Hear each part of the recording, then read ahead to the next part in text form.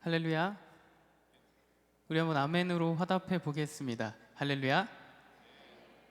여기 지금 학교 예배당과 각자의 처소 가운데 영상으로 함께 하시는 모든 동산교회 성도 가족 여러분들, 주님의 이름으로 진심으로 축복하고 환영합니다.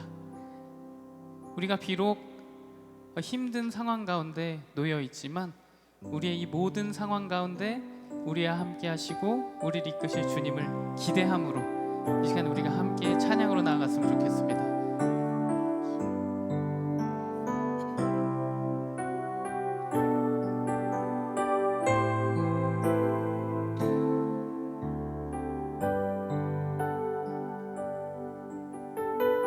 고백하실까요? 세상 유혹 시험이 세상의 유혹 시험이 내게 몰려올 때에 나의 힘으론 그것들 모두 이길 수 없네. 거대한 폭풍 가운데 위축된 나의 영혼 어찌할 바를 몰라 헤매이고 있을 때 주를 찬양 손을 들고 찬양 전쟁은 나에게 속한 것 아니니 주를 찬양 손을 들고 찬양 전쟁은 하나님께 속한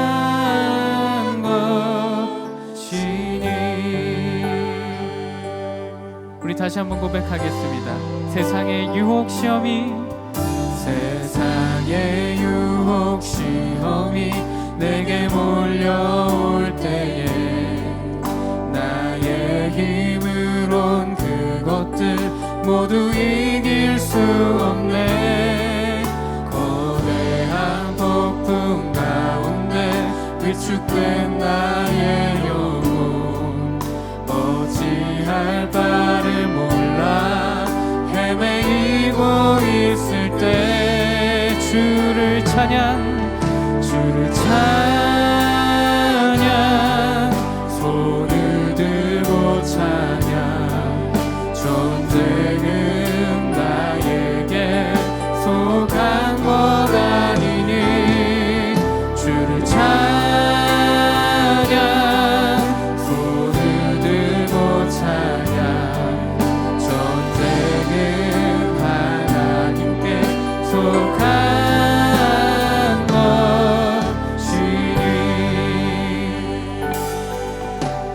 우리 2절로 고백합시다. 거짓과 속임수로 가득 찬 세상에서 어디로 갈지 몰라 머뭇거리고 있네. 공중의 권세 잡은 자 지금도 우리들을 실패와 절망으로 넘어뜨리려 하네. 주를 찬양 손을 들고 찬양 전쟁은 나에게 속한 것 아니니 주를 찬양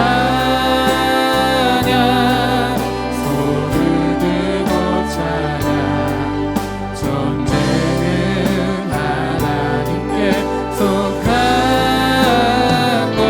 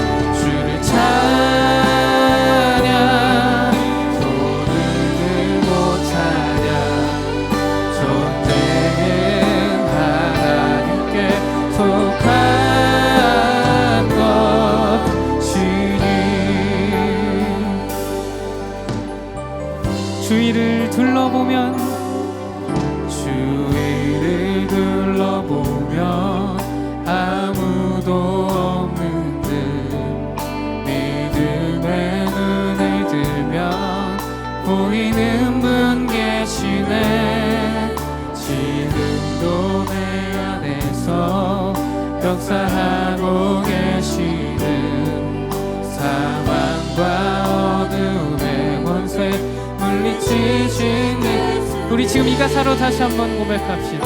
주위를 둘러보면 아무도 없는 듯 믿음의 눈을 들면 보이는 분 계시네.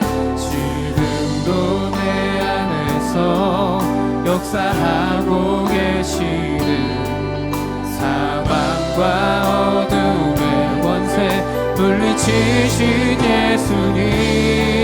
주를 찬양, 주를 찬양, 손을 들고 찬양. 전쟁은 나에게 속한 것 아니니. 주를 찬양, 손을 들고 찬양. 전쟁은 하나님께 속한 것이니. 주를 찬양, 주를 찬양, 손을 들고 찬양. 전쟁은 나에게 속한 것 아니니. 주를 찬양, 손을 들고 찬양. 전쟁은 하나님께 속한 것. 우리가 믿음의 고백을 드립시다. 주를 찬양, 주를 찬양, 손을 들고 찬양. 전쟁은 나에게 속한 것 아니니. 주를 찬양, 손을 들고 찬양. 전쟁은 하나님께 속한 것이니. 할렐루야. 지금도 역사하셔서 우리와 함께 하시는 우리를 이끄실 주님께 영광과 감사의 박수 함께 올려드립시다. 할렐루야.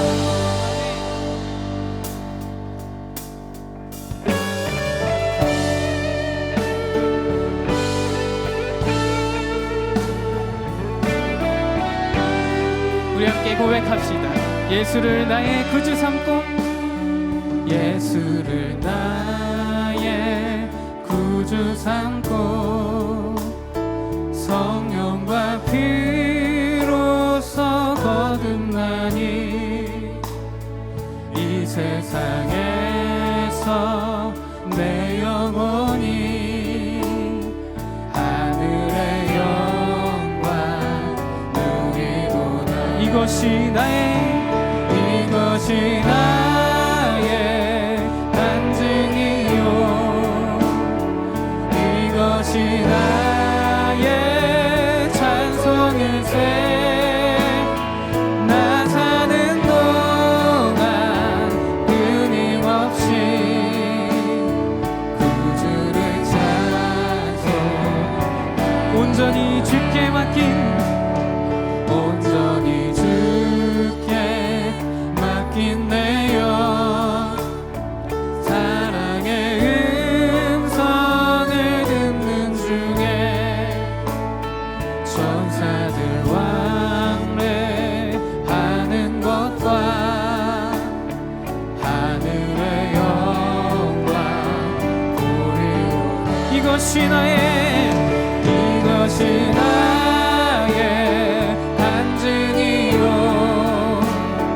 이것이 나의 찬송일세. 나 사는 동안 끊임없이 구주를 찬송. 주 안에 기쁜 누림으로, 주 안에 기쁨 누림으로 마음의 풍랑이 잔잔하니. 세상과 나는 간 곳 없고 구속한 주만 보이도다. 이것이 나의 간증이요.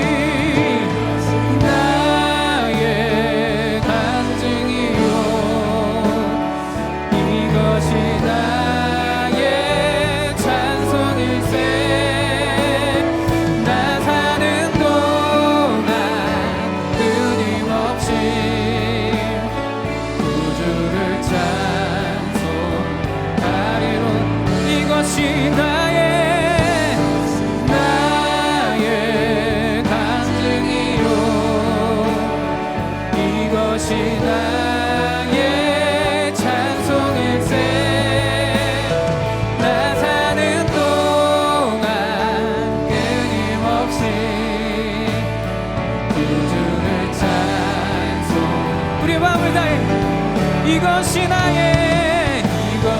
나의 간증이요 이것이 나의 찬송일세 나 사는 동안 끊임없이 구주를 찬송하리로다. 할렐루야. 시간 우리 모두 자리에서 일어나셔서 우리 죽음으로부터 구원하실 주님께 찬양으로 함께 나아갑시다. 찬양하라 내 영혼아. 찬양하라 내 영혼아 찬양하라 내 영혼아 내 속에 있는 것들아 다 찬양하라 감사라 내 영혼아 찬사라 내 영혼아 내 속에 있는 것들아 다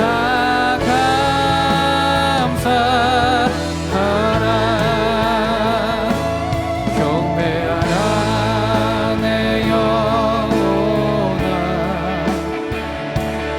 경배하라 내 영혼아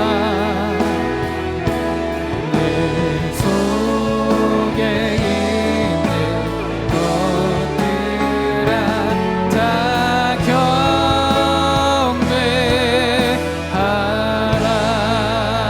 경배하라. 하나님은 영이시니 예배하는 자가 영과 진리로 예배할지니라. 아멘. 다 함께 사도신경으로 우리의 신앙을 고백하겠습니다.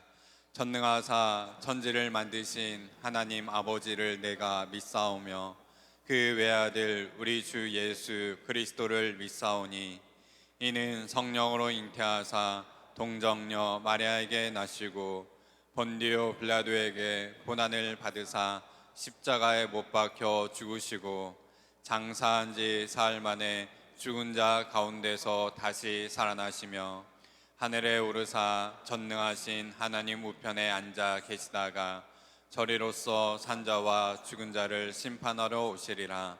성령을 믿사오며 거룩한 공회와 성도가 서로 교통하는 것과 죄를 사하여 쉬는 것과 몸이 다시 사는 것과 영원히 사는 것을 믿사옵나이다.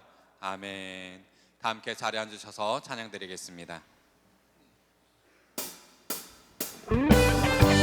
할렐루야. 우리 모두 힘차게 박수 치시면서 함께 찬양합시다.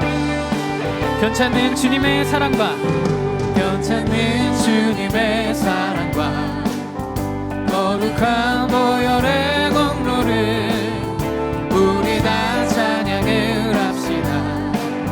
주님을 만나볼 때까지 예수는 우리를 깨끗게 하시는 주시니 그의 피 우리를 누구나 거느는 우리를 깨끗게 함기는 우리를 깨끗게 함기는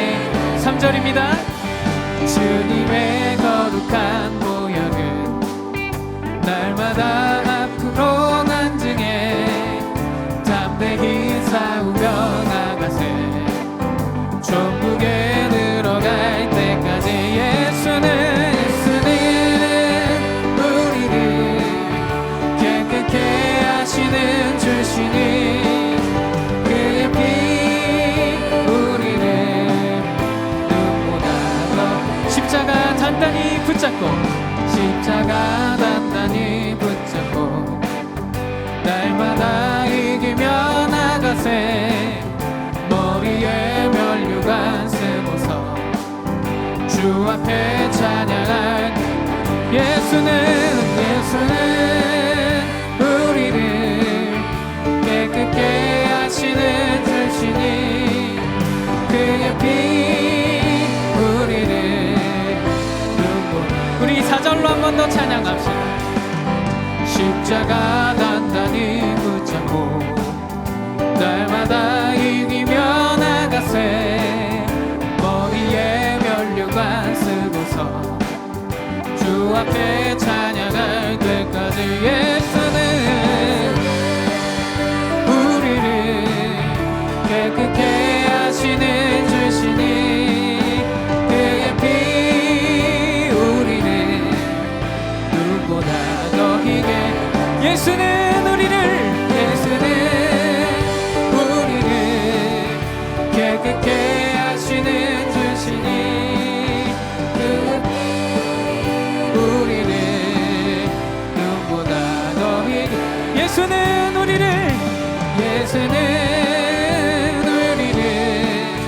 깨끗게 하시는 주시니 그의 피 우리를 누구보다 더 희게 하셨네.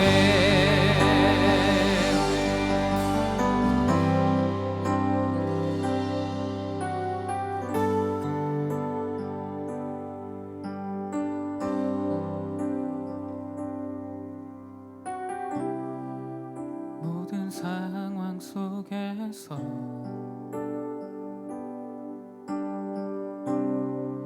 주를 찬양할지라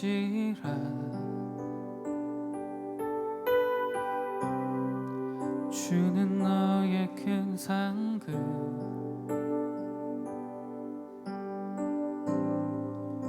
큰 도움이시라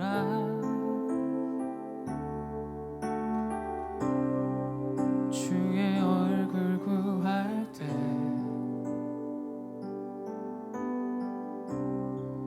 주의 영을 부으사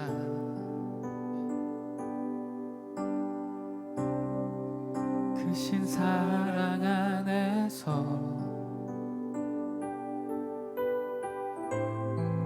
주를 보게 하소서. 내 영혼이 확정되고 내 영혼이 확정되고 확정되어 싸우니 믿음에 눈 들어 주를 바라봅니다. 내 영혼이 확정되고 확정되어 싸우니 믿음에 눈 들어 주를 바라봅니다. 우리의 온전한 마음을 들여서 모든 상황 속에서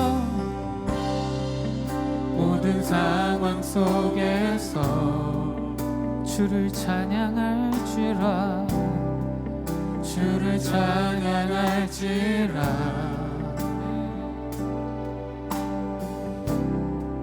주는 너의 큰 상급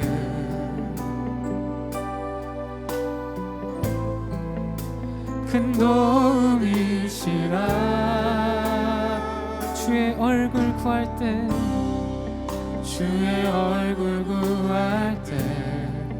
주의 영을 부으사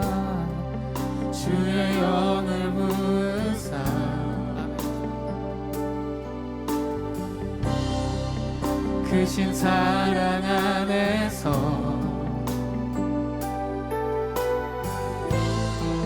주를 보게 하소서. 내 영혼이 확정되고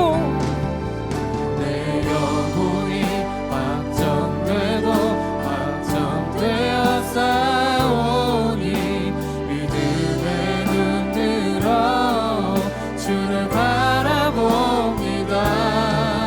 내 영혼이 확정되고 확정되어 싸우니 믿음에 눈 들어 주를 바라봅니다.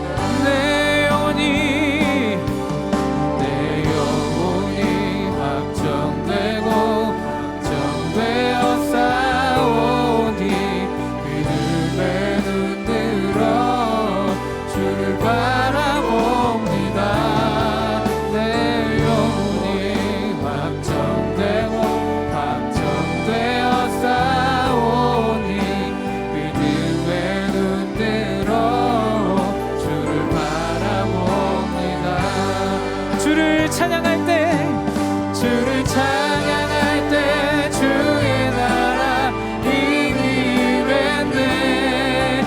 주의 영원한 나라 주 보게 하. 주를 찬양할 때 주를 찬양할 때 주의 나라 이미 임했네. 주의 영원한 나라 주 보게 하소서.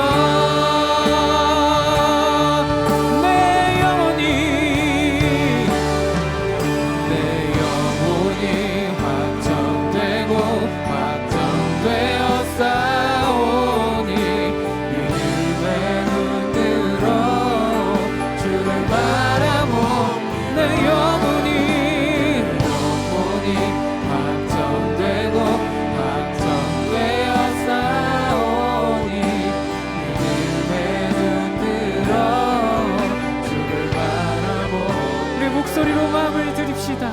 내 영혼이 확정되고 확정되어 싸우니 믿음의 눈 들어 주를 바라봅니다.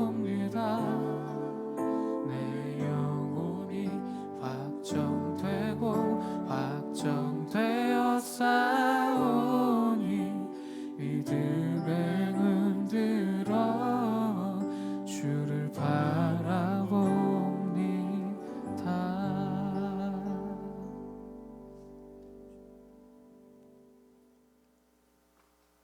이렇게 아름답고 복된 주일을 주시고 저희를 이 자리에 세우시는 주님의 은혜에 감사드립니다. 주님의 무한한 사랑과 성령님의 은혜로 말미암아 저희를 주의 자녀로 삼아 주심에 또한 찬양과 영광을 드리옵나이다. 십자가의 끝없는 사랑과 용서에도 불구하고 내 생각, 내 뜻대로만 살아가려고 하는 우리의 자신을 볼 때 어쩌면 주님의 뜻을 따르기는커녕 나 자신을 위해 주님을 이용하고 때론 나 자신의 세상적인 이익을 위해 주님을 저버리는 우리의 잘못된 일상과 믿음을 고백합니다. 하나님 아버지, 저희들의 이 겨자씨만한 믿음을 불쌍히 여기시고 그럼에도 불구하고 주님을 따르겠다고 하루하루 발버둥 치는 우리의 믿음을 긍휼히 여겨 주시옵소서. 아직도 코로나19로 인하여 세상이 불안하고 세계 각국이 정상적인 생활을 찾지 못하고 있습니다. 여기에도 하나님의 보이지 않는 숨은 뜻이 있으며 우리에게 가르치는 큰 교훈이 있을 줄 믿습니다. 그러한 하나님의 아버지의 뜻과 교훈을 깨달을 수 있는 지혜를 저희들에게 주시고 결국 아버지께 감사하는 저희의 믿음이 될 수 있도록 허락하여 주시옵소서. 주변의 여러 어려움을 겪고 있는 이웃들을 위해 기도합니다. 병마와 싸우고 있는 자들, 경제적인 고통을 겪고 있는 사람들, 부부나 자식들의 일로 인해 심한 갈등을 겪고 있는 사람들, 그리고 믿음이 없는 불신자들, 주님, 이들 또한 주님의 백성들이오니 항상 보살펴 주시고 은혜와 평강 주시기를 원하오니 이들의 어려움을 굽어 살펴 주시옵소서. 오늘 단위에 서시는 김성경 담임 목사님을 축복하여 주시고 주님을 대리하는 목자로서 말씀 한마디 한마디가 성도들의 영혼을 깨우는 성령 강건함 허락하여 주시옵소서. 오늘도 아름다운 찬양으로 예배를 준비하는 예루살렘 찬양대와 DS 프레이즈, 그 외에도 보이지 않는 곳에서 봉사하는 여러 처소의 봉사자들을 축복하여 주시고 한없는 은혜 내려주실 것을 기도하옵나이다. 오늘도 살아 역사하시는 예수 그리스도의 이름으로 기도하옵나이다. 아멘.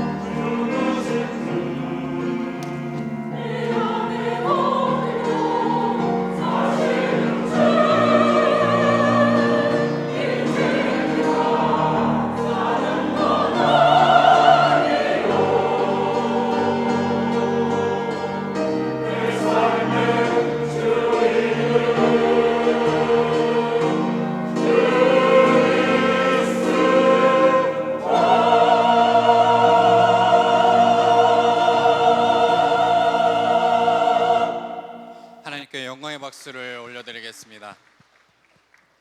오늘 우리에게 주시는 하나님의 말씀은 사도행전 19장 23절에서 32절 말씀입니다.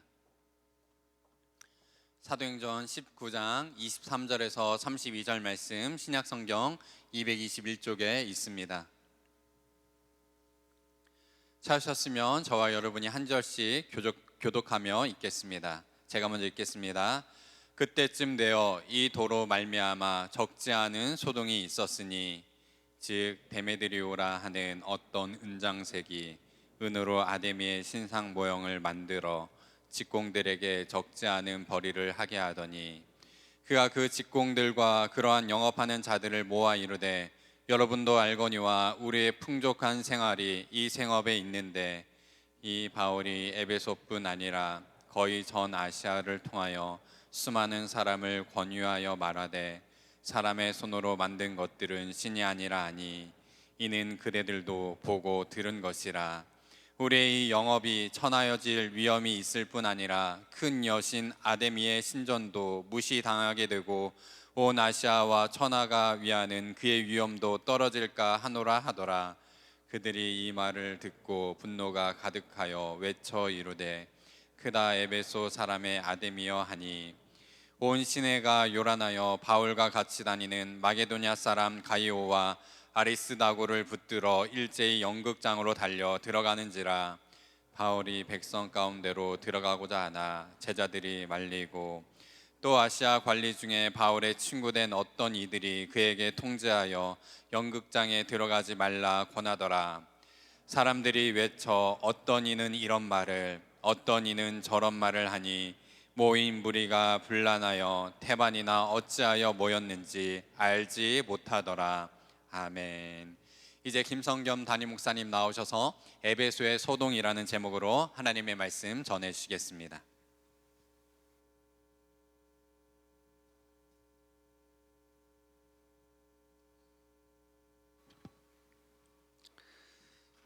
6월 14일 주일 예배 함께하고 있는 성도님들 주님의 이름으로 환영하고 축복합니다. 저는 3개월 만에 학교 예배당에 온 겁니다. 여러분들도 지난 주일부터 예배를 오랜만에 돌아와 드리셨죠? 한 근 3개월 됐는데 이렇게 건강한 모습을 뵈서 좋습니다. 물론 더 많은 분을 뵙고 싶지만 또 이런저런 또 형편들, 특히 어린 자녀를 데리고 있는 가족들 또는 노약하신 분들은 부득불 댁에서 온라인으로 예배를 드리고 있을 겁니다. 현재 학교 예배당뿐만 아니라 본당 예배당도 오실 수 있는 성도들을 위해서는 안전한 예배 환경을 제공하는 데 최선을 다하고 있습니다. 그래서 현장과 온라인 어디에서든 예수님을 바라보는 동일한 마음과 자세로 함께 예배하기를 기대합니다. 어디서 예배하는가 이상으로 누구를 예배하는가라는 본질이 분명한 예배, 성령에 의해서 예수님을 통하여 하나님 아버지를 향하는 예배가 되기를 축원합니다. 사진을 하나 보여드리면서 오늘 이야기를 시작해 보도록 하겠습니다. 지금 보시는 사진은 오늘날 에베소 유적지에서 발굴이 된 야외 극장입니다. 원형 극장이죠. 오늘날 터키 땅에 있습니다. 사진이 극장을 전면을 다 보여주고 있지는 않지만 그래도 대략 규모를 가늠해 볼 수 있는 사진이에요. 원래는 더 이렇게 지붕까지 위에까지 올라와 있는 구조물이었을 텐데 이제 세월의 흔적 때문에 허물어지고 저것만 남았습니다. 에베소 극장은 2만 5천 명이 앉을 수 있는 규모입니다. 참고로 안산의 와스타디움은 3만 5천석입니다. 그러면 대략 우리가 규모가 좀 가늠이 될 거예요. 저 극장은 예술 공연뿐만 아니라 시민들의 정치 모임도 이루어졌던 장소인데요. 바로 저 장소에서 2000년 전에 에베소 군중이 십자가 복음을 둘러싸고 큰 소동을 일으켰던 그날의 사건에 대해서 함께 성경을 통해 이야기를 들어보도록 하겠습니다. 에베소에서 수많은 사람들이 예수님을 믿고 변화되는 역사가 일어난 후에 바울이 새로운 결심을 하게 됩니다. 반드시 로마로 가리라.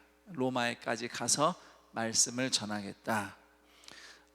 이것은 예수님의 명령대로 이루어질 것을 기대했기 때문입니다. 주님이 제자들에게 명하셨죠. 땅 끝까지 가서 제자를 삼으라 했어요.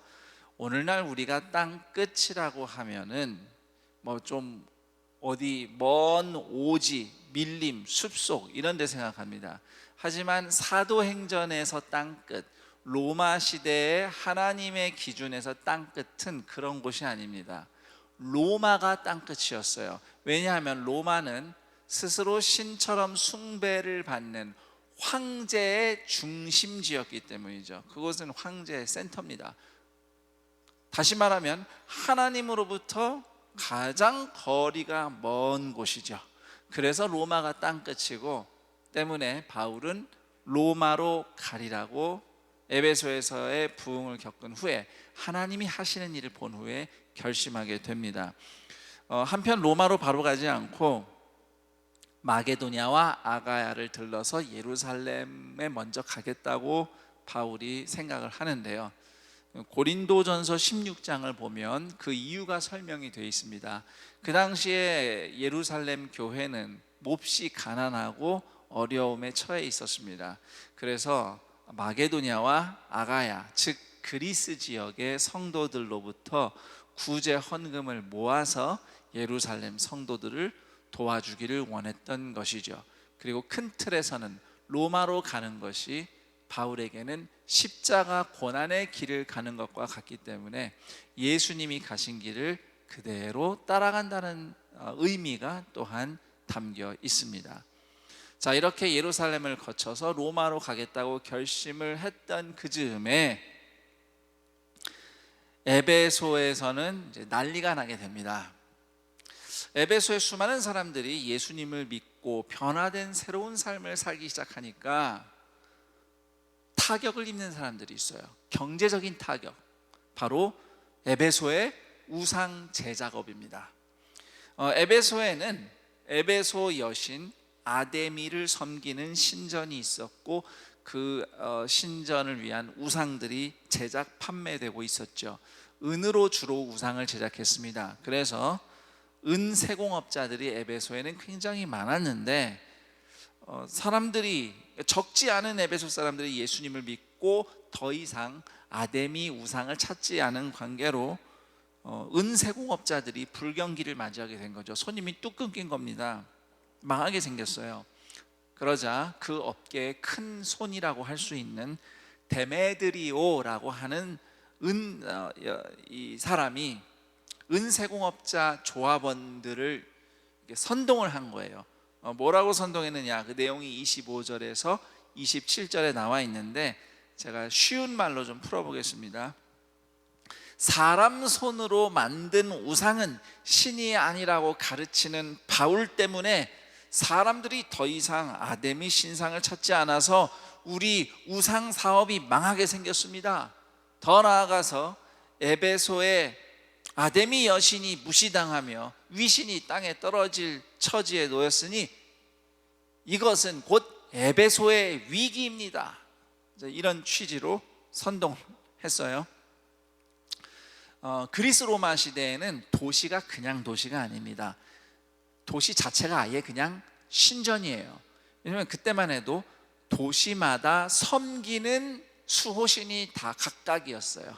물론 뭐 온갖 잡신을 다 섬겼지만 그래도 예를 들면 고린도 하면 아프로디테, 아테네 하면 아테나 또는 포세이돈, 에베소 하면은 아데미, 이게 딱 나오는 겁니다. 그래서 에베소는 아데미 여신을 모시고 사는 도시이기 때문에 사실상 도시 자체가 신전이에요. 이 신전을 중심으로 정치, 경제, 문화가 일어났고 사람들이 먹고 살았습니다. 이렇게 아데미 신전 어마어마하게 지어놓으면 아데미 신전이 고대 세계 불가사의 7대 불가사의 중에 하나로 꼽히고 있는데 건물의 그 신전의 터가 길이가 180m, 너비가 55m, 높이는 18m짜리 기둥이 127개가 세워진 아주 어마어마한 규모의 신전이었고요. 여기에 관광 오는 사람들, 소위 순례자들, 이런 사람들 쏟아져 오면서 도시가 돈을 벌면서 돌아가요. 그리고 아데미 신전이 일종의 그 당시에 경제 허브, 거기가 은행 같은 역할도 했어요. 그래서 오늘날에 보통 이제 아시아 쪽에 좀 금융 허브 그러면 싱가포르나 홍콩 뭐 이런 데 얘기하잖아요. 그런 곳이 아데미 신전이었습니다. 에베소였어요. 그런데 이 아데미 신전이 이제 위기를 느낀 거죠. 그러면서 에베소의 정치, 경제, 문화, 생활이 모두 위기다, 이렇게 사람들이 겁을 먹었습니다. 이것이 이제 자극을 받아서 에베소의 은세공업자들이 거리로 쏟아져 나와서 아데미 여신의 이름을 외치면서 시위를 시작하는데, 이 시위대가 점점 불어나요. 사람들이 야, 저기 무슨 일이 일어나 보다 하면서 막 우르르 따라다니더니 어느덧 에베소 시내 전체가 다 시위가 돼버렸어요. 거의 폭동에 가까운 소동이 일어나게 됩니다. 에베소 군중은 바울의 선교 동역자였던 가이오와 아리스다고를 붙잡아서 아까 사진에서 보신 에베소 극장으로 끌고 갑니다. 물론 바울을 붙잡고 싶었겠죠. 그렇지만 어떤 이유에서인지 바울은 찾을 수가 없었어요. 가이오와 아리스다고, 이 두 사람은 바울을 통해서 예수 믿은 사람들입니다. 고린도전서 1장 14절에 보면 고린도에서 바울을 통해 예수 믿고 바울의 동역자가 된 가이오가 소개되어 있고요. 또 아리스다고도 오늘 우리 성경에도 우리 본문에는 표시되어 있지 않은데 그 사도행전 27장 그 뒷부분까지 가면 바울과 함께 끝까지 로마에까지 간 사람 중에 한 명이거든요. 이 사람은 데살로니가 출신이에요. 거기서 예수 믿고 바울과 함께 선교여행을 동참한 사람입니다. 군중은 이 두 사람을 붙잡고 아데미의 이름을 연호하면서 온통 광기의 도가니에 빠져듭니다. 이때 바울이 소식을 듣고 극장으로 들어가려고 그래요. 군중을 진정시키고 사랑하는 형제들을 구해내기 위해서, 자기가 무슨 일을 당할지언정 형제들은 구해내야겠다 하는 마음에 극장으로 들어가려 했으나 우선 교회 성도들이 말렸어요. 들어가지 말라고. 그리고 흥미롭게도 바울에게는 친구가 있었는데 예수를 안 믿는 친구들도 있었어요. 바로 31절에 보면 아시아 관리라고 되어 있는데, 에베소를 비롯해서 그 전 지역 아시아 주를 우리식으로 하면 경기도, 무슨 도 전체를 다스리는 이 관리들이 바울의 친구였대요. 그런 공무원들이 바울을 또 말려요. 전가를 보냅니다. 가지 말라고, 극장 들어가지 말라고. 그래서 바울이 못 들어가요. 그 사람들 말을 듣고 안 들어가요. 뭐든지 하고 싶었겠죠. 어떻게든지 문제를 해결하기 위해서. 하지만 지금 바울은 아무 일도 할 수 없고 아무 말도 할 수 없는 처지가 되었습니다. 자, 그때 극장 안에서 재밌는 현상이 일어나는데요. 그 군중들 사이에 유대인들이 함께 있었어요. 그러면서 유대인 대표로 알렉산더라는 사람이 이 군중들을 진정시키고 뭔가 변호를 하려고 시도했다, 이렇게 33절에 기록되어 있어요. 궁금한 게, 지금 에베소 사람들은 교회 때문에 화가 나서 소동이 일어났거든요. 기독교인들 때문에. 그런데 왜 유대인이 나서서 뭘 변호해 주려고 하는가 좀 궁금하잖아요. 보통 때 같았으면 유대인들이 앞장서서 바울을 박해했을 텐데, 다 사연이 있어요. 그 데메드리오가 에베소 사람들 선동할 때 이렇게 말했거든요. 바울은 사람이 손으로 만든 신은 우상은 진짜 신이 아니다, 이렇게 가르쳐서 지금 에베소 사람들이 어렵게 됐다, 이런 식으로 선동했거든요. 그런데 사실 유대인들도 따지고 보면 우상 숭배 안 하잖아요. 눈에 안 보이지만 진짜 하나님을 섬긴다고 하는 사람들이잖아요. 그러니까 유대인들이 생각해 보니까, 야, 이거 일은 기독교인들이 벌여놓고 이거 우리 유대인들이 힘들게 생겼다, 이런 생각이 든 거예요. 그래서 유대인 대표로 알렉산더가 유대인들은 여러분들을 절대 방해하지 않았습니다, 이런 말을 하고 싶었던 것 같아요. 그래서 유대인이 나서서 좀 뭔가 말해보려고 하는데, 이제 에베소 군중들이 알렉산더를 딱 보니까 저 유대인이라고 그러면서 막 아우성치면서 말도 못 꺼내게 했어요.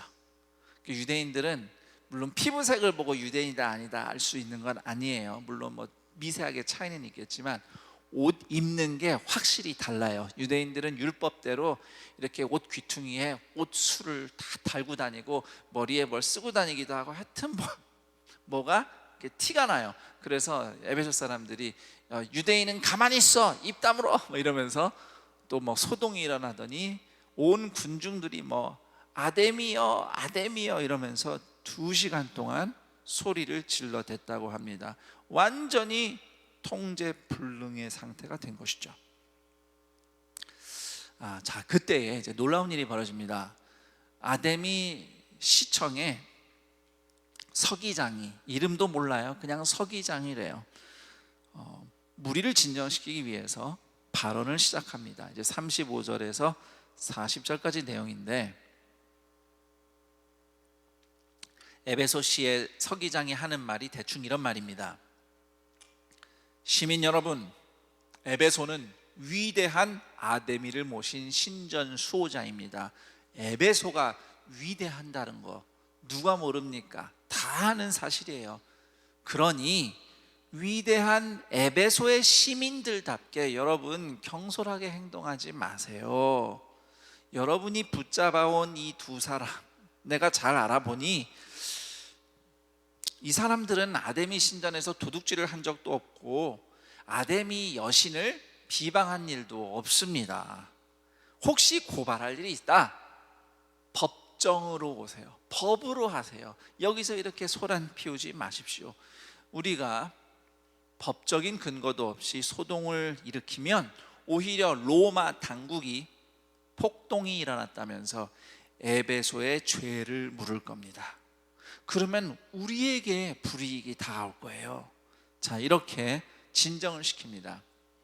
우리가 이 부분을 이해를 하셔야 되는데, 그 당시 에베소는요 자유도시였습니다. 이게 무슨 말이냐면 로마에게 세금만 잘 보내면 굳이 로마에서 총독을 보내지 않아도 자치해서 자율성을 가지고 살아갈 수 있도록 허락해준 자유도시였어요.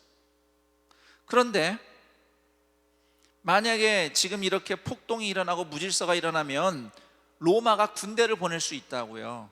그러면은 자유도시로서 지위를 잃어버릴 수도 있겠죠. 실제로 그 당시 로마 시대 역사 기록을 보면 로마 당국이 에베소를 2번 수사한 적이 있어요. 그 아데미 신전과 관련해서. 그래서 이번에 또 무슨 일이 일어나서 로마에서 사람 보내고 조사하면요 에베소가 로마한테 3번째 밉보이는 거예요. 야구에서도 저기 3 스트라이크 아웃이잖아요. 그러니까 에베소 서기장이 그걸 얘기하면서 군중들을 이렇게 설득을 합니다.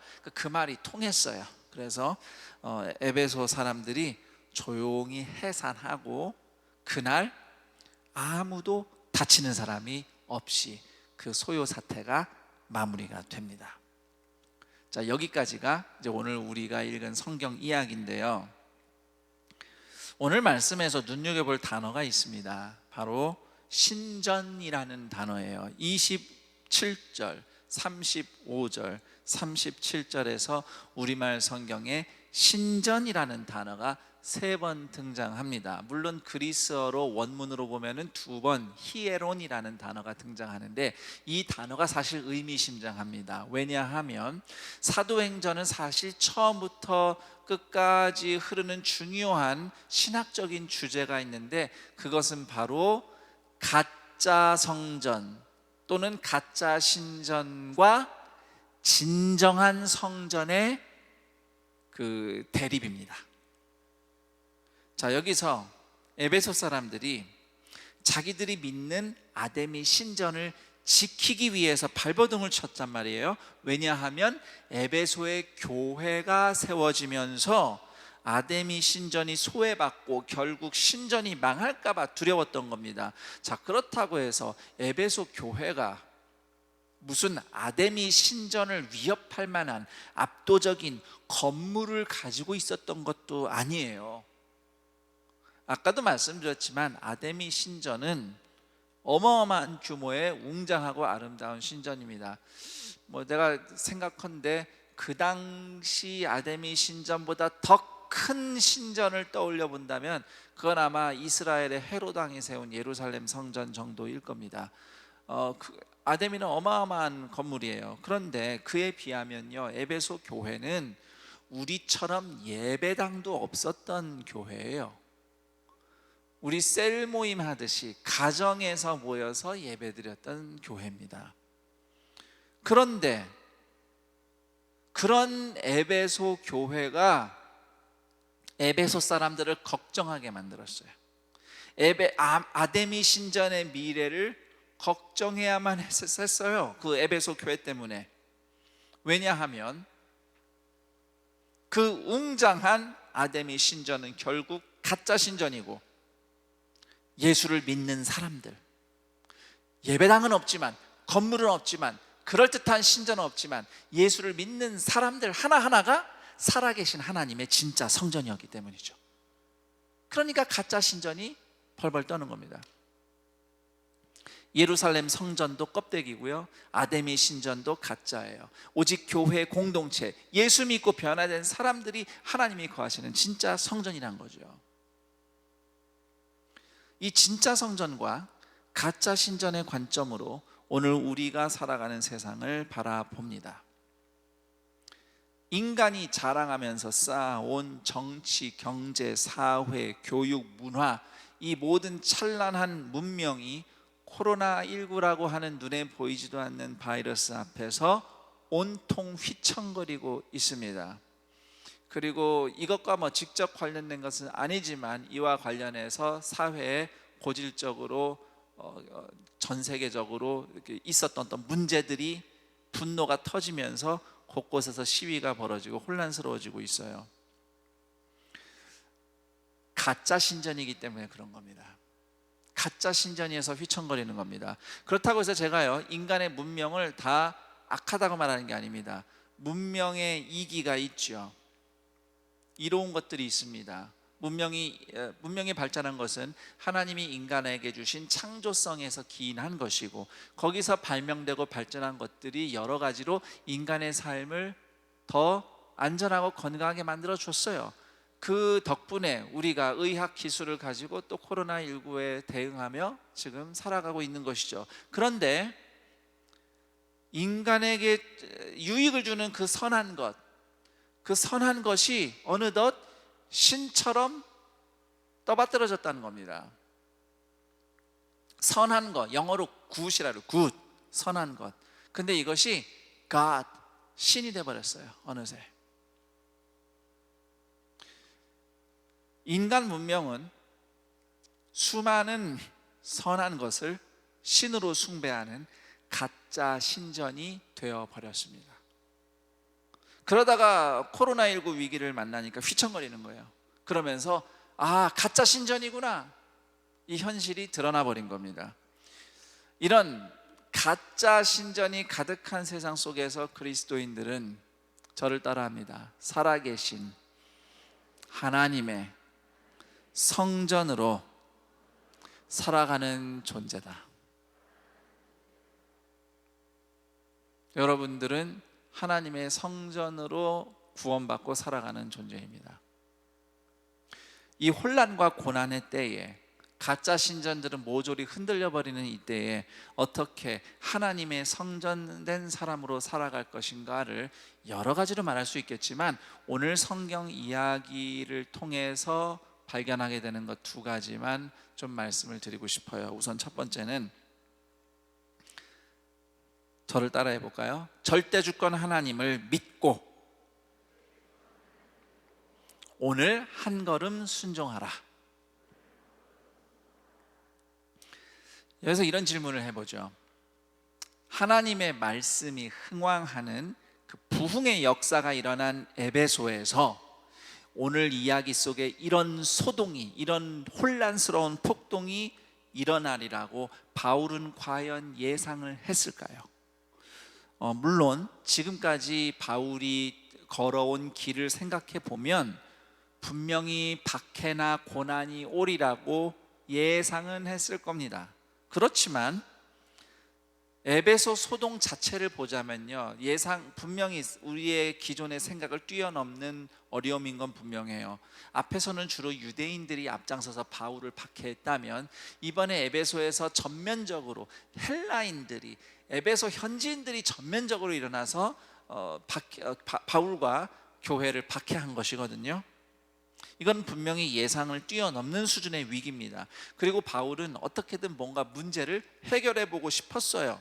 그렇지만 하나님께서는 성도들을 통해서, 그리고 바울의 이웃 친구들, 예수님을 믿지 않는 그러나 바울의 좋은 친구들을 통해서 하나님은 바울이 아무 말도 못하도록, 아무 일도 못하도록 막아버리셨어요. 대신 하나님은 오히려 예수님을 믿지 않는 이방인들의 손을 통해서 그 난리를 진정시키고 문제를 해결하고 바울의 동료들을 구출해 주십니다. 그래서 저는 이 상황을 통해 바울이 다시 한번 하나님의 절대 주권을 경험하고, 하나님이 그분이 그분의 뜻 가운데서 그분의 일을 이루시는구나 라고 확신했을 것입니다. 그리고 소동이 끝나는 즉시 바울은 에베소 교인들과 작별 인사를 나누고 바로 길을 떠나버립니다. 왜요? 이젠 하나님이 떠나라고 하신다. 박해가 전면에 일어났으니 이젠 하나님이 가라고 하신다. 순종하며 나아가는 거죠. 이것이 가짜 신전의 위협 앞에서 하나님의 성전된 사람들이 살아가는 방식입니다. 하나님의 주권을 믿고 한 걸음씩 순종하는 거예요. 오늘 여러분의 삶을 생각해 보면 예상치 못한 어려움을 지금 겪으면서 살아가기 위해서 애쓰고 있습니다. 또 막상 문제가 이렇게 닥치면요, 이 문제를 어떻게 해결해야 되지, 그 생각부터 들어요. 솔직히 목사인 저도 이거 어떻게 해결해야 되지? 그런데 우리 주님께서는, 성경을 제가 잘 읽어봐 보면 저의 목사로서 양심을 걸고 얘기하지만, 주님은 우리에게 문제를 해결해내라고 요구하신 적이 없습니다. 하나님은 우리가 그분을 신뢰하고 순종하기를 원하시는 거죠. 우리가 막 다 그렇게 해결해내고 성공하고, 그걸 하나님이 우리에게 요구하시진 않아요. 그저 그분을 신뢰하고 살아가기를 원하시죠. 자, 문제 해결하는 거 좋은 일입니다. 저는 여러분들이 지금 당면하고 있는 인생의 문제들, 애쓰고 있는 문제들이 잘 해결되고 그 일에 성공하기를 축복합니다. 그런데 그 성공과 해결은 좋은 것인데, 그렇다고 해서 문제를 해결하는 것이 반드시 성전된 사람의 순종은 아닐 수도 있는 겁니다. 구약 성경에 보면 사무엘하 6장에 아주 유명한 이야기가 등장합니다. 다윗 왕이 신하들에게 명령을 내려서 그 당시 예루살렘 서쪽에 한 10여 킬로, 13km 떨어져 있는 기럇 여아림에 있었던 하나님의 언약궤, 그 법궤를 수레에 실어서 예루살렘으로 운반을 하게 됩니다. 자, 그런데 이때 법궤를 운반하고 있던 그 수레를 끌던 소가 어떤 이유에서인지 놀라서 펄쩍 뛰면서 수레가 심하게 흔들리고 그 위에 얹어있던 언약궤가 땅에 떨어질 뻔합니다. 자, 이 언약궤 땅에 떨어질 뻔하면 이제 어떻게 해야 됩니까? 안 떨어지게 해야 되잖아요. 그래서 그 수레를 끌고 가던 웃사라고 하는 사람이, 다윗 왕의 신하가 그 문제를 해결하기 위해서 언약궤를 손으로 붙잡아서 떨어지지 않게 합니다. 그리고 언약궤는 땅에 떨어지지 않았어요. 문제 해결했죠.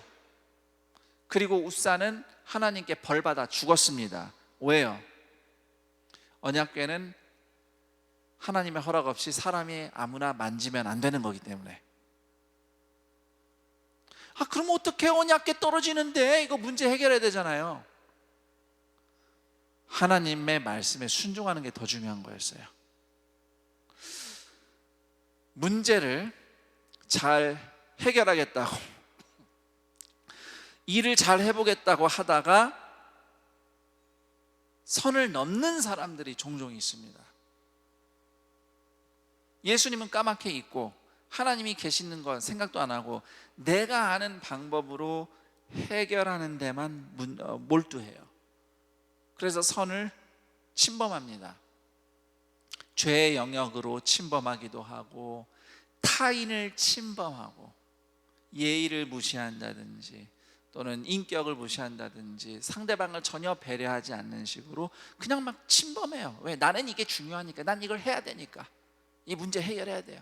이런 행태가 모두 하나님을 침범하는 겁니다. 반대로, 반대의 경우도 있어요. 문제만 해결하겠다고 문제만 쳐다보다가 문제에 눌려요.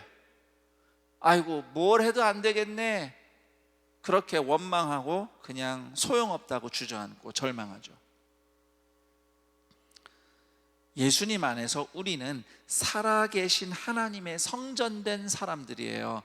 그래서 우리는 어떻게든 해결해 보려는, 뭔가 해보려는 우리의 문제, 그 문제 위에 절대 주권을 갖고 계시는 하나님을 신뢰하는 겁니다. 하나님이 절대 주권을 갖고 계셔요. 그분의 주권을 믿고 의지하는 거예요. 이거를 다른 말로 풀면 이런 겁니다. 여러분을 향한 하나님의 변치 않는 사랑을 신뢰하는 거예요. 하나님의 절대 주권은 다른 말로 하나님 여러분 사랑하신다고요. 그 사랑 변하지 않는다고요. 여러분이 아무리 연약해도. 어느 정도로 하나님이 여러분을 사랑하셨어요? 여러분이 인간도 아니었을 때, 하나님 보시기에 죄인이고 원수였을 때 예수님께서 먼저 십자가에 죽으실 정도로 하나님은 여러분을 사랑하셨고 사랑하시며 사랑하실 겁니다. 그 하나님의 사랑이 그분의 절대 주권이에요. 그분의 사랑을 생각하세요. 십자가를 생각하세요. 십자가, 그 사랑 예수님이 취소하지 않으십니다. 지금 이렇게 아멘 우리가 화답하잖아요. 근데 아멘하고 뒤돌아서면 또 그새 두려워져, 또 불안하고요. 아멘 하고서는 인내하겠습니다, 용서하겠습니다 그러고서는 돌아서면 또 밉고 꼴보기 싫고 분하고 아파요. 그런 나 자신을 그대로 하나님께 올려드리세요. 그냥 그대로. 하나님, 제가 이렇게 불안하고 연약합니다. 고백하세요. 그대로. 그럼에도 나는 나를 구원하신 예수님을 의지합니다. 나를 불쌍히 여겨주세요. 그렇게 고백하시는 거예요. 그것이 주님께 나를 맡기는 기도입니다. 그리고 하나님께 여쭈면서 예배하세요. 하나님께 순종하기 위해서 나는 무엇을 할 것인가? 또 한편으론 하나님께 순종하기 위해서 나는 무엇을 하지 않을 것인가? 주님께 순종하기 위해서 우리는 무엇을 하기도 하고 무엇을 하지 않을 수도 있습니다. 그 주님을 신뢰하며 오늘도 나아가는 성전된 사람들 되길 축복합니다. 자, 이렇게 하나님의 주권, 그 사랑을 믿고 순종하는 성전된 성도의 삶에서 중요한 것 또 한 가지가 오늘 성경에서 발견돼요. 자, 저를 따라합니다. 옆 사람에게 물어보고 들으면서 대화하라. 좀 물어보면 참 좋겠어요. 바울이 아무 말도 하지 못하고 아무 말도 하지 않고 아무 일도 하지 않는, 극장에 들어가지 않는, 이것이 지금 하나님이 원하시는 것이겠구나 라고 순종할 수 있었던 배경에는 바울을 옆에서 들어가지 말라고 얘기해 준 교인들, 들어가지 말라고 얘기해 준 이방인 친구들이 있었어요. 오늘 우리도 마찬가지입니다. 옆에서 누군가와 대화하면서 하나님께 순종의 한 걸음을 잘 배울 수 있는 거예요. 언젠가 그 말씀, 그 경청, 순종에 대한 강의를 한 다음에 그 강의를 듣고 있던 성도님들에게서 질문을 좀 받아봤는데 어느 그 남자 성도님이 이렇게 질문을 하셨어요. 목사님, 저도 정말 하나님 뜻을 잘 알고 순종하고 싶어서 말씀 드리고 기도하면서 신중히 생각하면서 결정하고 일을 하는데 그래도 그때마다 일이 잘 안 돼요. 참 내가 정말 하나님의 뜻을 잘 분별을 못하나, 도대체 어떻게 하는 게 하나님이 원하시는 길을 잘 알 수 있는 건가, 어떻게 하면 하나님 뜻을 잘 깨달을 수 있을까요? 저한테 그렇게 물어보시더라고요.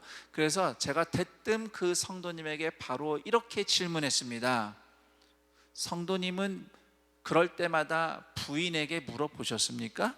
그랬더니 아니요 그러더라고요. 물어보세요. 제가 그랬어요. 물어보시라고요. 자, 옆 사람에게 좀 잠깐 이렇게 돌아보며 침 너무 튀지 마시고, 다 마스크 했으니까 좀 물어보세요. 이렇게 좀 권면합니다. 좀 물어보세요. 예. 남편은 부인에게 좀 말하고 물어보고, 부인은 남편에게 물어보고, 그냥 혼자 필 받았다고 막 결정하지 마시고, 혼자만 생각하고 결정하지 마시고요. 우리가 신앙인이기 때문에 또 말씀을 읽고 예배드리고 기도하는 중에 성령님이 우리의 신앙 양심에 뭔가 이렇게 감동을 주시는 게 있어요.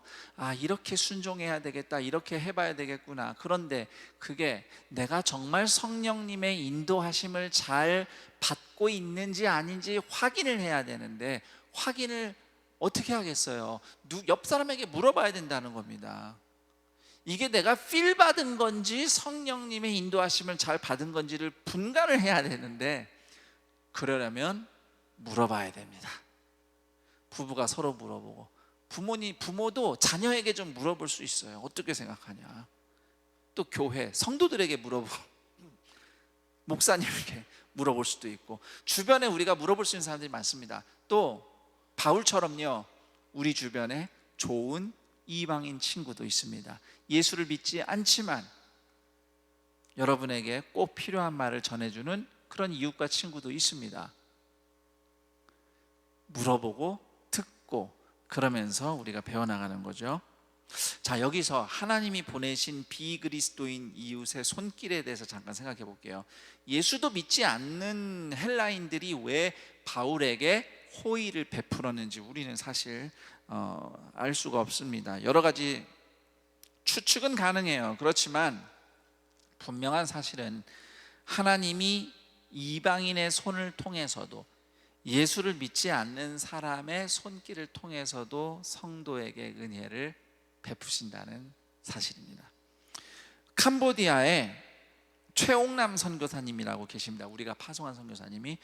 캄보디아 불교 국가예요. 근데 그 선교지 동네에 초등학교 앞에서 전도를 시작하는데, 그 더운 나라에서 바깥에서 전도를 하는 거예요. 그랬더니 그 학교의 교장 선생님, 아주 독실한 불교 신자 교장 선생님이 무조건적인 호의를 선교사님한테 베풀어서, 선생님, 우리 학교에 들어와서 전도하세요. 학교 안에 들어오면, 그 학교 안에 저도 가봤거든요. 그 학교 안에 큰 나무가 있어요. 이 나무 그늘에서 시원하게 전도하세요. 그래서요, 학교 안에 들어가서 그렇게 전도를 수년하셨어요. 그래서 뭐 성경 캠프도 하고 그 교장 선생님 근데 불교 신자예요. 무슨 일인가요 이게? 하나님이 보낸 손길이에요. 그 사람도. 생각해보면 우리 안산 동산교회도요, 그런 좋은 이웃들의 호의를 입어서 여기까지 왔습니다. 우리 가깝게는 우리 교회 이 근처 주변에 그리스도인들은 아니지만 우리의 좋은 이웃이 되어준 분들이 계시고요, 또 지역사회 리더들, 공무원, 시의원, 국회의원, 각계 다양한 분들, 물론 그 중에는 우리 성도님들도 계시지만 또 그렇지 않은 분들도 있어요. 정작 그분들은 예수 믿는 분들이 아니지만 동산교회에 호의를 베풀면서, 동산고등학교는 물론이고 관련된 복지사업이나 굿파트너스, 이런 다양한 선한 사업에 앞장서서 섬기고 도우시면서 좋은 본이 되어주시는 분들이 많습니다.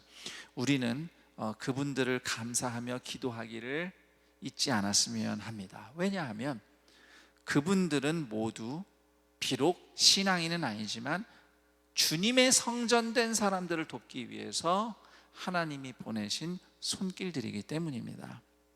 여러분의 인생에도 하나님이 보내신 교회 밖 이웃 친구가 있을 겁니다. 물론 영적으로는 우리가 그들도 예수님 만나기를 기도하면서 그들과 함께 살아가죠. 그런데 또 한편으로는 하나님이 그들의 호의를 통해서 여러분에게 그 하나님의 사랑과 은혜를 공급해주고 계십니다. 그들에게 고마워하면서 또 기도하는 우리 동산의 가족들이 되기를 축원합니다. 이제 마무리를 할게요. 예상을 벗어난 이 고난의 때에 하나님의 주권을 신뢰하고 하나님의 사랑을 의지하여서 한 걸음 순종이면 충분하다, 그 마음으로 하나님을 믿는 믿음으로 나아가는 동산의 가족들이 되기를 축복합니다. 말씀을 듣고 기도하는 가운데 하나님께 배울 뿐만 아니라 옆 사람에게 물어보면서 서로 묻고 들으면서 하나님의 성전답게 살아가는 동산의 가족들이 되기를 축복합니다. 가짜 신전 같은 세상은 흔들릴지언정 하나님은 흔들리지 않으십니다. 영원히 흔들리지 않으시는 하나님이, 그 사랑의 하나님이 오늘 성전 삼아 함께 계시는 사람, 내가 있느니라 너와 함께, 그 말씀과 함께 성전 삼아 함께 있는 사람은 바로 여러분입니다. 그런 여러분을 향한 하나님의 메시지는 무엇이었나? 오늘 말씀을 다시 한번 떠올리며 나 자신을 되돌아보며 기도하는 시간을 갖겠는데요, 그런 여러분을 위해서 세 가지 질문을 준비해 보았습니다.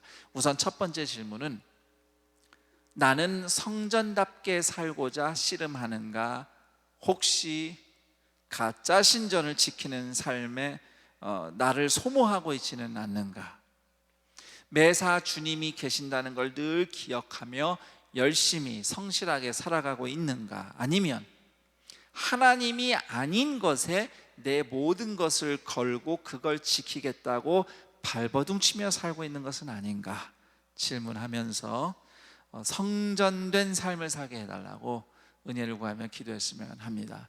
그리고 두 번째 기도 질문은 오늘 한 걸음 순종이면 충분하다고 고백할 일은 무엇인가 하는 질문입니다.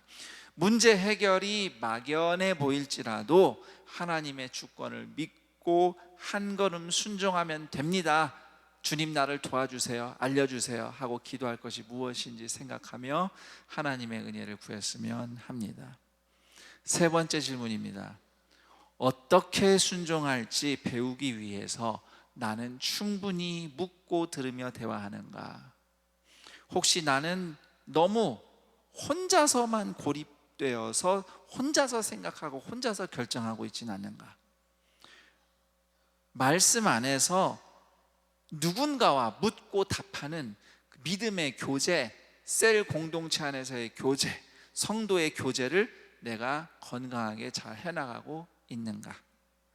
이런 질문을 하면서 오늘 말씀의 은혜를 따라 함께 기도하는 시간을 갖겠습니다. 같이 기도하겠습니다.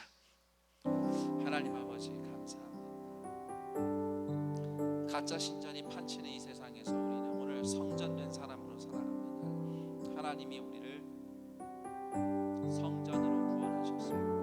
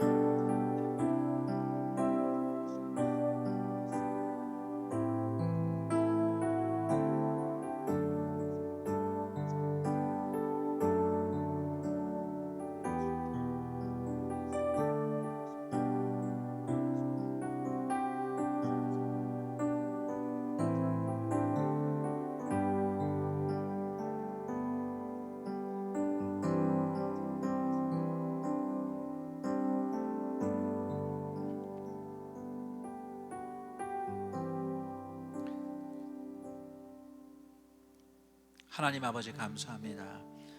예수님의 십자가를 통하여 우리를 성전 삼으신 하나님을 찬양합니다. 가짜 신전 같은 세상이 흔들릴 때 흔들리지 않으시는 영원한 하나님의 사랑에 힘입어 오늘 성전된 삶을 살고자 하는 주의 자녀들에게 복을 더하여 주옵소서. 내가 있느니라 너와 함께. 하나님이신 주님이 우리와 함께 계십니다. 어떤 문제를 만나도 그 문제가 태산 같아서 우리를 위압할지라도 성전 삼으신 하나님과 함께 한 걸음 한 걸음 순종하며 나아갈 때 결국 구원하시며 일으키시는 하나님의 영광이 나타나게 하옵소서. 한 걸음 순종이면 충분합니다 라는 고백으로 주님 앞에 지혜를 구합니다. 그리고 서로 물어봅니다. 서로 들어봅니다.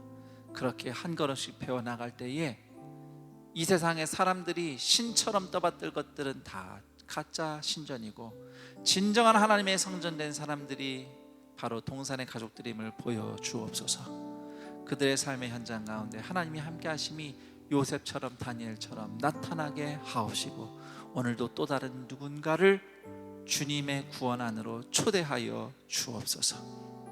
이렇게 믿음으로 결단하며 주님께 예물 드립니다. 현장에서 예배드리며 예물 드립니다. 온라인으로 헌금합니다. 또는 함께 안전하게 예배드릴 수 있는 그날을 기약하며 주님 앞에 따로 예물을 떼어 놓습니다. 주님, 그들의 예물을 기억하시고 예물이 쓰이는 곳마다 하나님의 구원의 회복의 역사 나타나며 드린 그 손길들 주님 기억하사 이 힘들고 어려운 때에 오늘도 먹이시며 살리시며 보호하시는 하나님의 사랑이 갑절로 부어지게 하여 주옵소서. 우리 주 예수 그리스도의 이름으로 기도드리옵나이다. 아멘.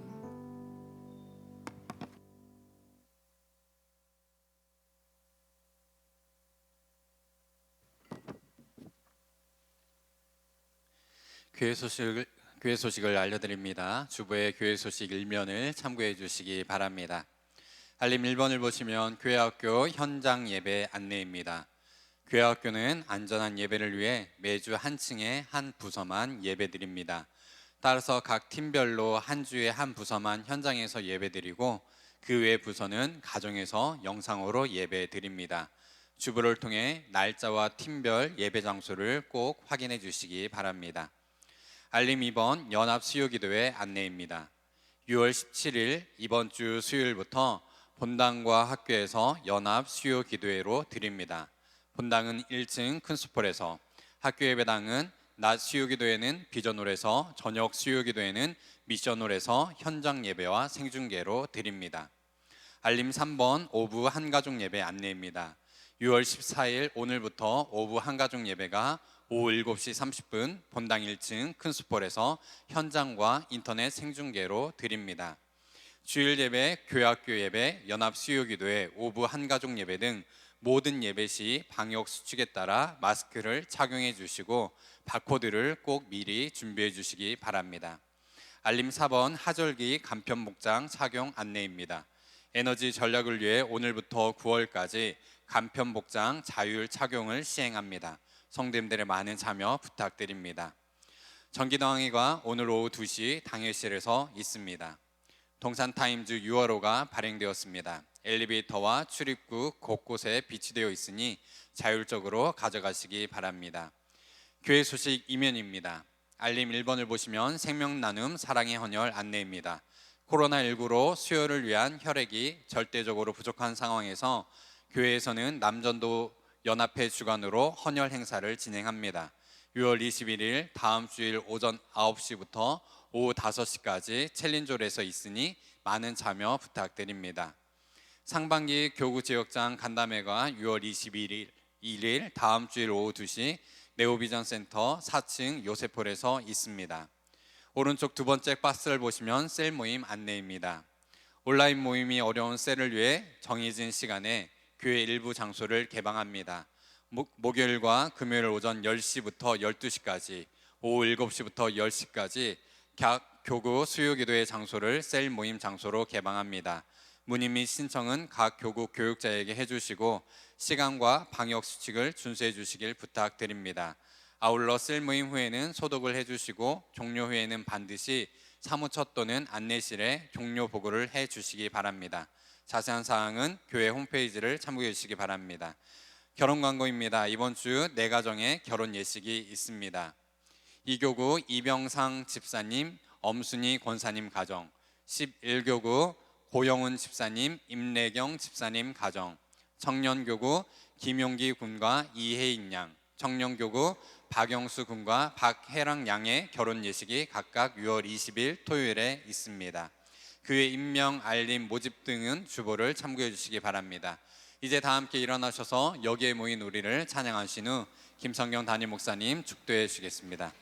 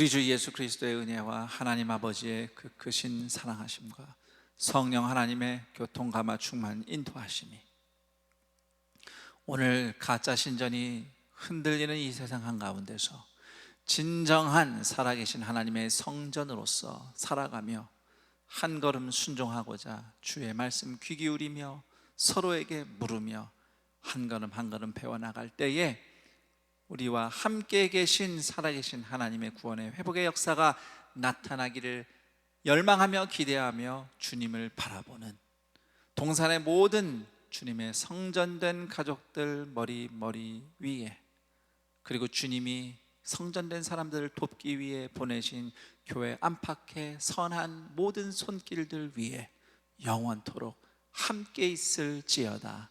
아멘.